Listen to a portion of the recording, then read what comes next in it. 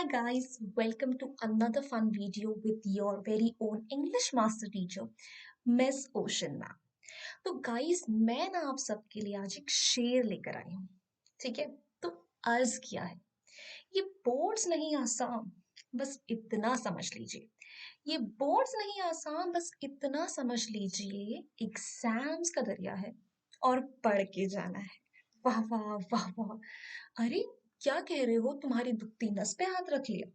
तो कोई बात नहीं गाइस, इस वीडियो में एंड तक रुको, तुम्हारी इस दुखती नस का इलाज भी निकालते हैं। Guys I know that your board exams are right around the corner and I know आप में से बहुत सारे लोग इस चीज को लेकर नर्वस होंगे कि कैसे आप सब अपना इंग्लिश एग्जाम अटेम्प्ट कर सकते हो अच्छी तरीके से। सो गाइस देखो, दो तरीके के वर्क होते हैं। एक होता है हार्ड वर्क और दूसरा होता है स्मार्ट वर्क। हार्ड वर्क तो आप सब लोग पूरे साल करते हो। आप अपने चैप्टर्स अच्छे से पढ़ते हो, क्वेश्चन आंसर्स याद करते हो, थीम्स को पढ़ते हो, कैरेक्टर स्केचेस याद करते हो। बट देखो, एग्जाम को अटेम्प्ट करने से पहले उसे अच्छे से स्ट्रैटेजाइज करना जरूरी है। और उसी एक स्मार्ट स्ट्रैटेजी के साथ मैं आज आप सबके सामने आई हूँ with some tips and tricks that will help you to ace your English exams. So guys start करते हैं। बट स्टार्ट करने से पहले अगर आपको और भी अपनी कुछ दिल से दिल की बातें करनी है, so guys make sure you follow me on my Instagram handle. और अगर इंस्टाग्राम पे नहीं हो तो ईमेल कर दो, और अगर ईमेल भी नहीं कर सकते तो कोई बात नहीं, पोस्टल एड्रेस दे देंगे, चिट्ठी भेज देना यार। Alright guys, so let's jump right into the video with our tips and tricks for the day. So the first tip that I have for you guys is read the questions before the passage. देखो बच्चा party, आई know आप में से बहुत सारे लोगों को ना कॉम्प्रिहेंशन पैसेज एक बहुत बड़ा पहाड़ लगता है। पर देखो, चाहे जितना मर्जी ऊंचा पहाड़ हो, उस पर चढ़ना तो है ही। तो उसकी थोड़ी सी चढ़ाई कम कर देते हैं, थोड़ा सा आपका रीडिंग टाइम कम कर देते हैं। कैसे? आप लोगों को कॉम्प्रिहेंशन पैसेज क्यों अटेम्प्ट करना है, उसका एंड गोल क्या है कि आपको क्वेश्चंस के आंसर्स ढूंढने। तो एक काम क्यों नहीं करते, पहले क्वेश्चंस पढ़ो, उसके बाद पैसेज पढ़ो। क्यों? क्योंकि अगर नॉर्मली देखो अटेम्प्ट करोगे तो पैसेज पढ़ोगे, पैसेज के बाद क्वेश्चंस पढ़ोगे, फिर क्वेश्चंस के बाद दोबारा पैसेज पे जाओगे उनके आंसर्स को ढूंढने के लिए। सो इज इट स्मार्ट कि पहले हम क्वेश्चंस देख लें, उसके कीवर्ड्स देख लें और उसके बाद पैसेज को पढ़ें, और जैसे जैसे हमें आंसर्स मिलते जाए उनको टिक करते जाए। Correct? Alright, so let us move ahead. The next tip that I have for you guys is focus on the tense of your answer. Guys, I cannot stress on this enough कि कितने सारे बच्चे इसमें कितनी सारी गलतियां करते हैं। देखो बच्चा पार्टी, जब आप क्वेश्चन आंसर्स अटेम्प्ट कर रहे हो तब तो गिवन है कि आप लोग पास्ट टेंस को ही यूटिलाइज करोगे। बट जब बात एनालिटिकल पैराग्राफ की आती है तो आई वुड सजेस्ट कि आप सब लोग सिंपल प्रेजेंट टेंस पे फोकस करो। सिंपली यार लिख दो ना कि the graph illustrates this, it shows this, we can see the following trend. ये मत करना कि शुरुआत में प्रेजेंट टेंस, फिर मूड बदल गया तो पास्ट टेंस में चले गए, और फाइनली फिर खाली पुलाव पकाने थे तो फ्यूचर में ही चले गए। मत करना, सिंपल प्रेजेंट पे स्टिक करना। और देखो याद रखो, इंग्लिश एग्जाम है, ग्रामर का करेक्ट होना बहुत ज्यादा जरूरी है। ठीक है, सो टेंसेस का अच्छे से ध्यान रखना। एनालिटिकल पैराग्राफ में सिंपल प्रेजेंट टेंस रखो, क्वेश्चन आंसर्स में पास्ट टेंस रखो। Sorted. Moving ahead, the next step that I have for you, keep the format in mind before writing. अब देखो, यहां मैं लेटर के फॉर्मेट की बात नहीं कर रही। इनफॉर्मल सॉरी फॉर्मल लेटर का फॉर्मेट तो आप सबको पता है, और वो आप सबके लिए ना मुफ्त के मार्क्स हैं, 1 मार्क है, प्लीज उसमें गलती मत करना। पर इसके अलावा पैराग्राफ ले लो, आपके क्वेश्चन आंसर्स ले लो, इन सब का भी एक फॉर्मेट होता है। Introduction, body, conclusion.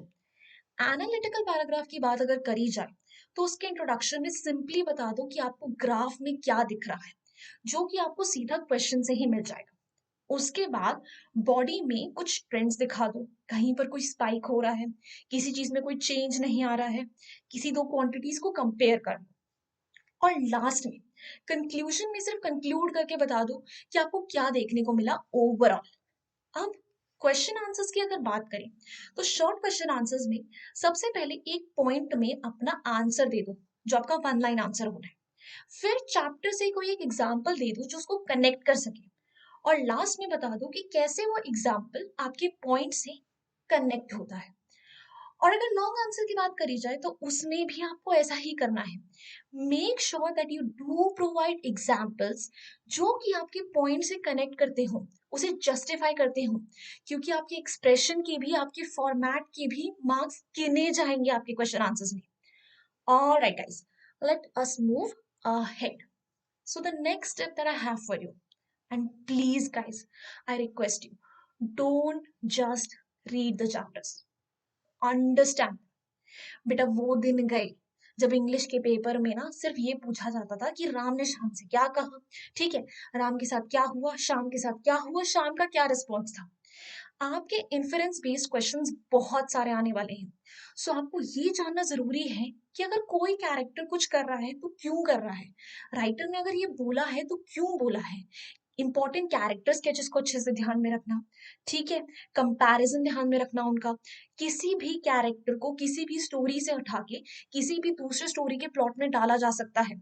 So you really really need to grasp कि उसका मॉरल क्या है, उसका थीम क्या है, क्या चीज चल रही है पूरी स्टोरी में।